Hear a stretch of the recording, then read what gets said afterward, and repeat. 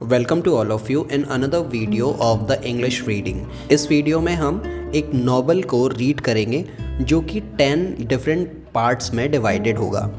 उसका first part chapter first आज हम रीड करने वाले हैं। The title of this novel is 3 man in a boat, written by Jerome K Jerome.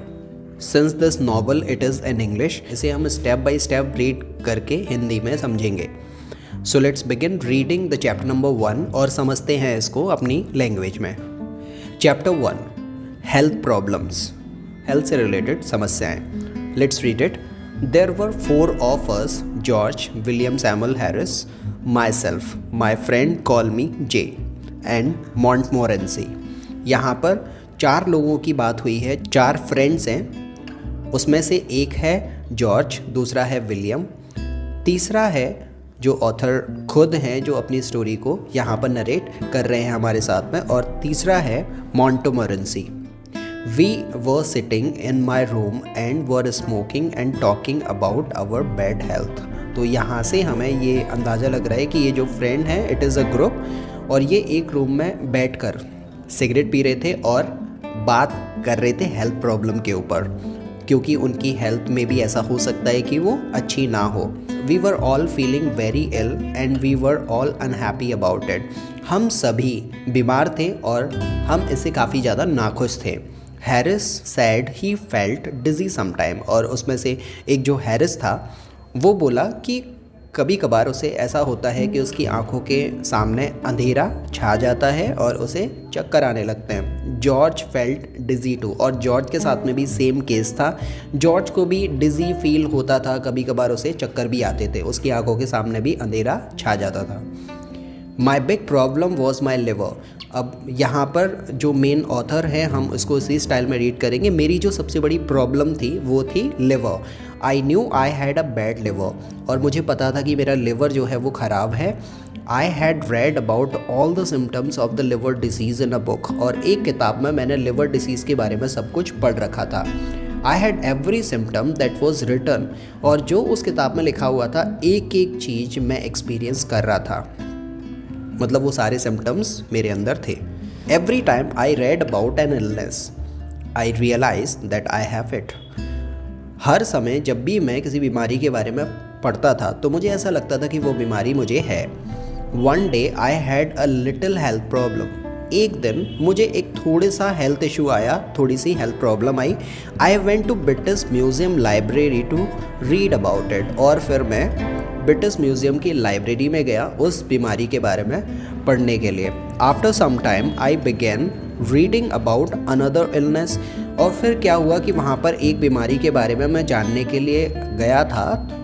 वहाँ पर मैं किताबों में इतना उलझ गया कि मैंने और बीमारी इसके बारे में पढ़ लिया।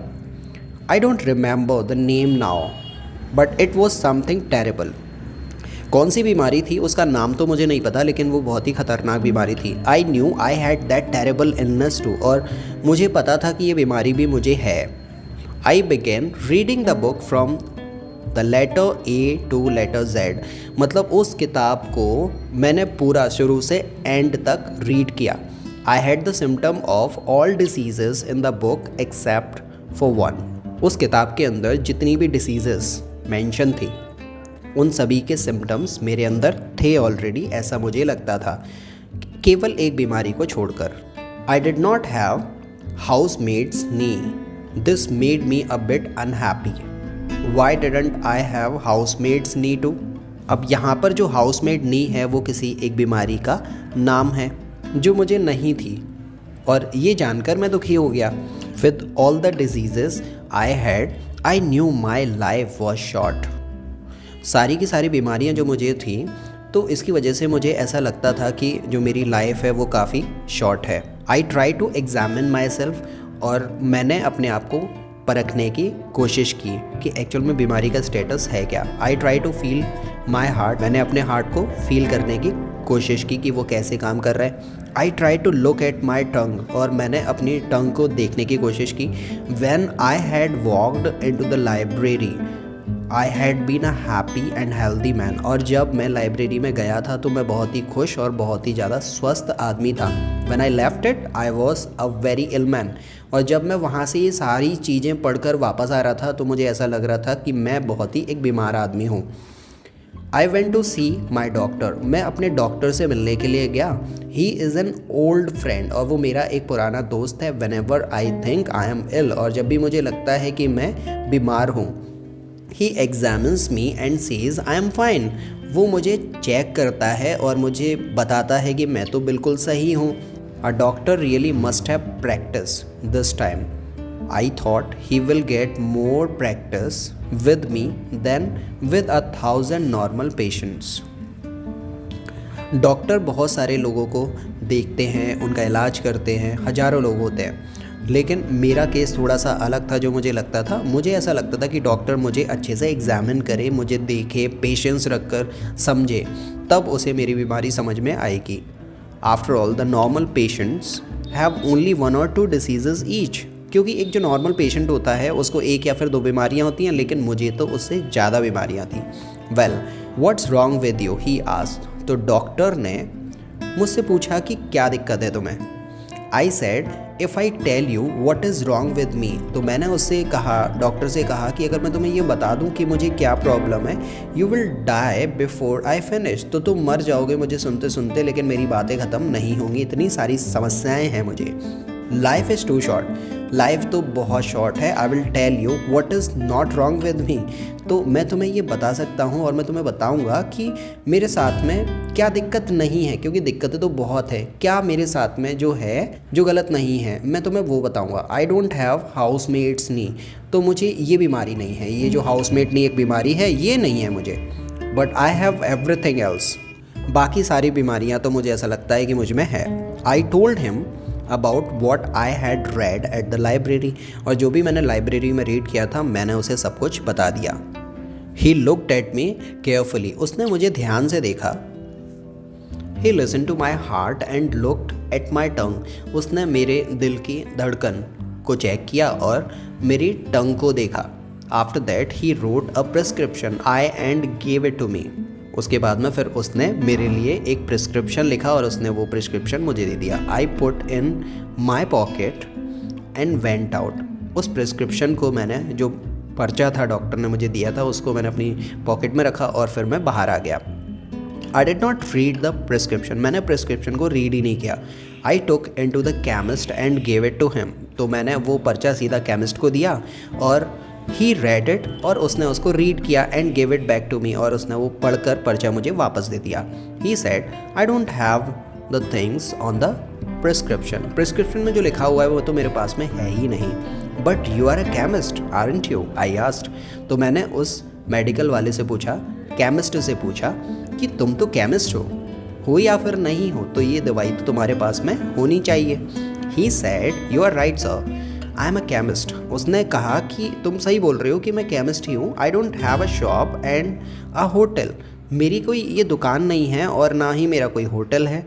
Read the prescription it said, जरा प्रिस्क्रिप्शन को पढ़ो तो इसमें क्या लिखा हुआ है। एवरी 6 आवर्स, हर एक 6 घंटे में, go to bed no later than 11 o'clock each night and don't read books about things you don't understand. तो डॉक्टर ने उसमें ये लिखा हुआ था कि बहुत सारा अच्छा खाना खाओ, बियर पियो, मॉर्निंग में वॉक करो और 11 बजे से पहले अपने बिस्तर पर सोने के लिए चले जाओ, और उन चीज़ों के बारे में और उन किताबों को ज़्यादा मत पढ़ो जो कि तुम्हें पता ही नहीं है कि उसके अंदर क्या है।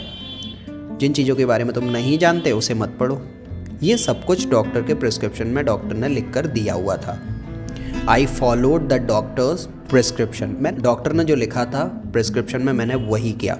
इट सेव्ड माई लाइफ, और इसने मेरी ज़िंदगी को बचा लिया। Now I feel rather well, अब मुझे काफ़ी अच्छा महसूस होता है। Except for my liver problem, लेकिन मेरी लिवर की प्रॉब्लम अभी भी है। बाकी सब सही है लेकिन लिवर में प्रॉब्लम अभी भी है। The main symptom of liver disease is a general feeling of sleepiness and no interest in working, और जो लिवर की जो डिसीज़ है उसके कुछ सिम्टम्स जो मुझे महसूस होते हैं, जो कि एक्चुअल में सभी को महसूस होते हैं, वो है कि मतलब नींद आना या फिर काम में इंटरेस्ट ही ना आना। तो ये सब कुछ जो लेथार्जीनेस है, जो आलस है, वो इसके सिम्टम होते हैं जो मेरे साथ में तो हैं ही और बाकी दूसरे लोगों के लिए भी ये सिम्टम्स कॉमन होते हैं। I have suffered from this illness ever since I was a boy. जब मैं बच्चा था तब से ये प्रॉब्लम से मैं सफ़र कर रहा हूँ। Medical science was not advanced in those days. उन समय में जब मैं बच्चा हुआ करता था ये समस्या मेरे साथ में थी, तो इतनी मेडिकल साइंस एडवांस नहीं हुई थी। Doctor did not know that I had liver illness. और डॉक्टर को मेरी लिवर इलनेस के बारे में जानकारी ही नहीं थी, ना ही उन्हें इतना कुछ इस बीमारी के बारे में पता था। They thought I was lazy. उनको ऐसा लगता था कि मैं तो आलसी हूँ। People called me a lazy little devil and said go and do your work. लोगों को ऐसा लगता था कि मतलब मैं आलसी हूँ, तो वो मुझे एक आलसी डेवल बुलाने लगे, मुझको इंस्ट्रक्शन देने लगे कि जाओ और अपना काम करो। They did not know I was ill with liver disease. उनको नहीं पता था कि मुझे लिवर डिसीज़ थी और मैं बीमार था। Instead of giving me liver pills, they gave me blows on the head. मुझे लिवर की दवाइयाँ देने के बजाय वो क्या करते थे, मेरे सर में ज़ोर ज़ोर से घूंसे मारते थे। Those blows were good for me. मेरे लिए थपकी होती थी वो तो अच्छी थी, because after each blow I went to do my work, क्योंकि उस ब्लो के बाद में फिर मैं काम के लिए तो जाता ही था at least. The old remedy worked better than a box of modern pills. और जो पुराना तरीका था, जो पुराना इलाज की जो रेमेडी थी, वो अच्छे से काम किया मेरे लिए।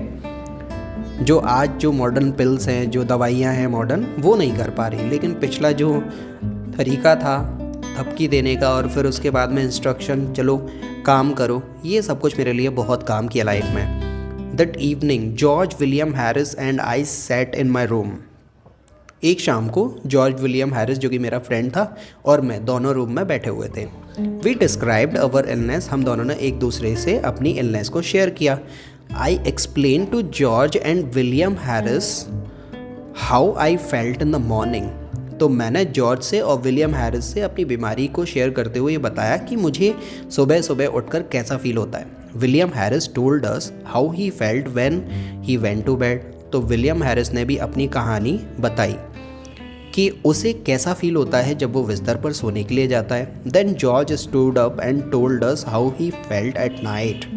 तो जॉर्ज खड़ा होता है और हमें बताता है कि वो नाइट में कैसा फील करता है।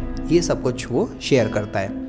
George always think he is ill. George को हमेशा ऐसा लगता है कि वो बीमार है, but there is really nothing wrong with him. लेकिन उसके साथ में तो कोई प्रॉब्लम ही नहीं है, वो बिल्कुल ठीक है। At that moment Mrs Poppets, the house keeper, I served our dinner. We were not hungry. We ate some meat, onions and cake. We had no interest in food. तो फिर क्या होता है कि उस समय पर जो मिसेस पॉपेट्स हैं वो आती हैं, जो कि हाउस कीपर हैं। वो बोलती हैं कि मैंने तुम्हारा डिनर लगा दिया है, तुम जाके अपना डिनर कर लो। तो फिर हम तो भूखे नहीं थे क्योंकि हमने इनफ मीट, अनियन और केक खा लिया था। तो फूड में तो हमारा वैसे भी कोई इंटरेस्ट नहीं था, तो मना कर दिया हमने उससे कि हमें खाना नहीं खाना। We began talking about our illness again. और फिर हमने तीनों ने अपनी इलनेस के बारे में बात करना दोबारा से स्टार्ट कर दिया। We all knew that our illness were caused by too much work. और हम सभी ये जानते थे कि हमारी जो बीमारी है वो बहुत ज़्यादा काम करने से है। We need a rest, said Harris. तो हैरिस बोला कि हमें आराम की ज़रूरत है। A rest, a change, George added. George ने थोड़ा सा उसमें एड ऑन किया, बोलता है कि रेस्ट के साथ साथ में थोड़ा सा हमें बदलाव भी करना चाहिए। Our minds are tired from too much work. हमारा जो माइंड है, जो दिमाग है, वो बहुत ज़्यादा काम करने से टायर्ड हो गया है। We must rest our mind. तो हमें अपने माइंड को भी रेस्ट देना चाहिए। Let's go to the countryside, I said. तो मैंने कहा कि चलो ठीक है, विलेज में, गाँव में घूमने चलते हैं कहीं। We will find a nice quiet place with no people. हमें वहाँ पर क्या मिलेगा, एक अच्छी जगह, एक अच्छी साइटिंग मिलेगी जिसको देखकर हम इंजॉय करेंगे। जगह शांत होगी क्योंकि वहाँ पर कोई लोग नहीं होंगे। Harris said, oh how boring. Harris ने बोला कि ये तो बहुत ही ज़्यादा बोरिंग प्लान है। In the country everyone goes to bed at 8 o'clock. गाँव में तो सारे लोग 8 बजे ही सो जाते हैं। You can even find a newspaper. तुम्हें वहाँ पर तो पढ़ने के लिए न्यूज़पेपर भी नहीं मिलेगा। If you want a rest and a change, अगर तुम्हें रेस्ट चाहिए वाकई में और चेंज और थोड़ा बहुत बदलाव भी, then the best place is in the sea, तो बेटर होगा कि हम सी जर्नी पर, समुद्री यात्रा पर चलें। What a terrible idea, I said, a sea trip give you sea sickness. तो मैंने कहा कि कितना खतरनाक आइडिया है।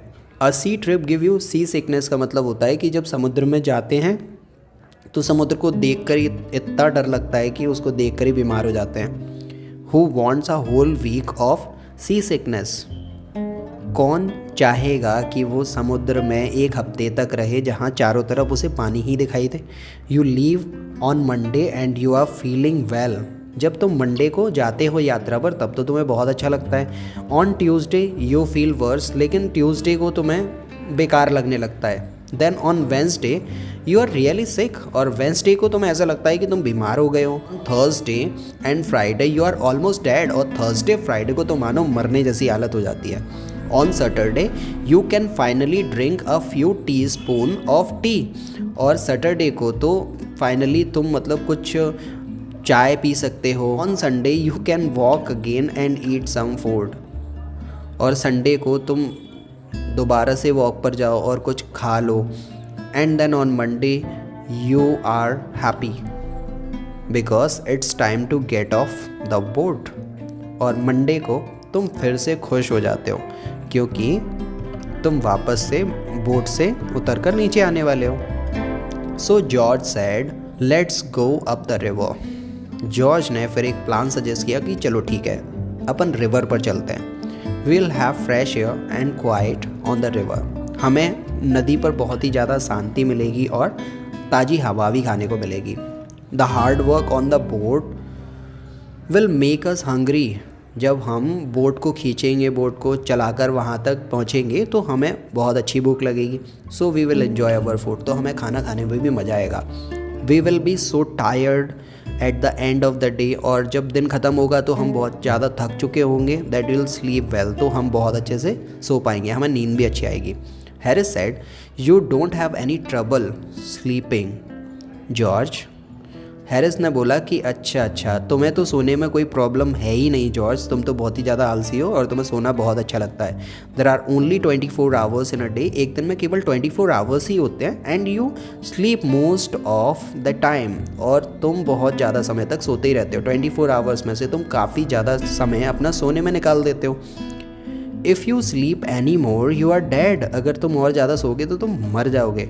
How ever I like your idea of a holiday on the river Thames, लेकिन मैंने इस आइडिया को अप्रिशिएट किया, अप्रूव किया और अपनी राय दी कि हाँ ये अच्छा रहेगा कि हम हॉलीडे के लिए थेम्स रिवर पर जाएं। आई लाइक इट टू, और मुझे भी ये पसंद आया। George was surprise that we both liked his idea. George surprise था कि हम दोनों को उसका आइडिया पसंद आया। The only one who did not like the idea was Montmorency, my fox terror.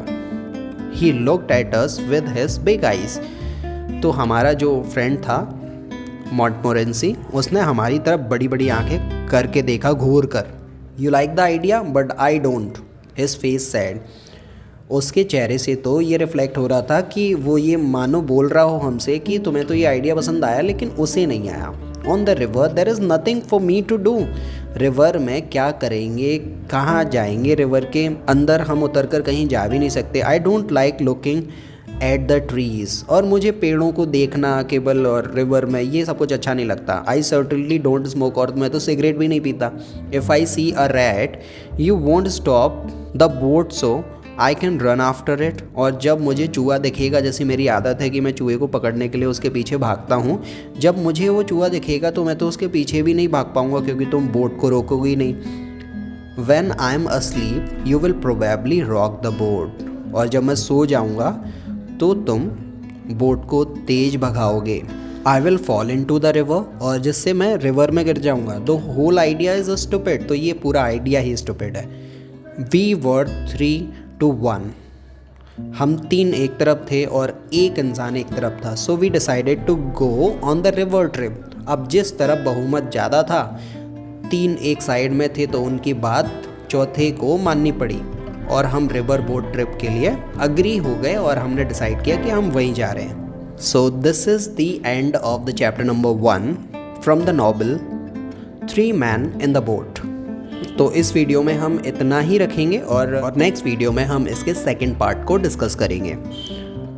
So for now thank you all very much for staying with me and reading this novel and understanding it in Hindi.